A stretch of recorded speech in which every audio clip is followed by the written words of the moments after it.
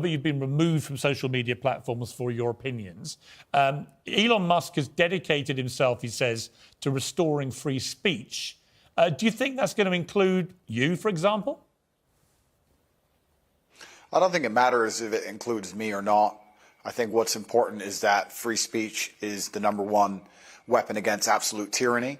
And although you cannot have complete free speech, because then conversations completely break down into asinine insult fests, I do like the idea of the changing of the guard when it comes to control over information. Is it possible, Andrew Tate, to actually police something like Twitter, to be a platform for genuine free speech? Or is it so toxic and tribal now that whatever happens, before we had all the people on the right screaming away that they were being no platformed and so on. Now you've got all the people on the left screaming that they're being diminished in some way. It's very tribal, very toxic. Can Musk cut through that? And if so, how? Yeah, it's going to be extremely difficult. There's always going to be one group of people who are extremely unhappy, but I think that anybody who's perspicacious enough to understand the truth of what's been going on in the world recently will know that the left and their narratives have certainly been protected for a very long time. And the universe has swings and balances, and God often restores balance to the universe, and perhaps it might swing the other way for a while. I truthfully am a person who believes that all points of view are extremely important, because as soon as you block points of view, you have absolute tyranny.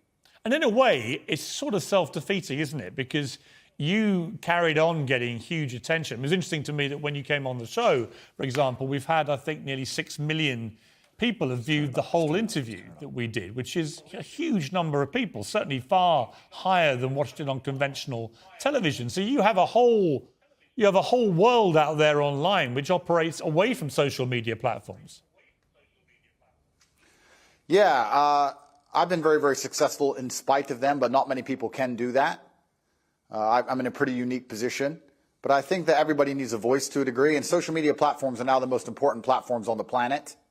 They control information, and they influence real-world decisions, and they influence people's perception of reality. The last few years of COVID have been a perfect example of what happens when you censor one side of the argument and you only allow one point of view to be purported by the matrix in and of itself, and that's how you end up in tyrannical situations. I think you were just discussing that, Piers. If you were Elon Musk, this idea of charging $8 now a month, whatever it is, to access the blue tick premium Twitter account, would you do that? Would you pay the extra?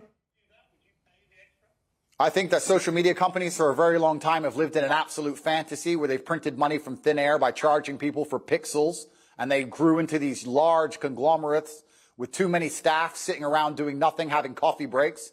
And Elon Musk is a businessman. He's walked into the office and he's firing a bunch of people who are messing around doing nothing. And he wants his business to make money, as it absolutely should. And how he decides that happens is his prerogative.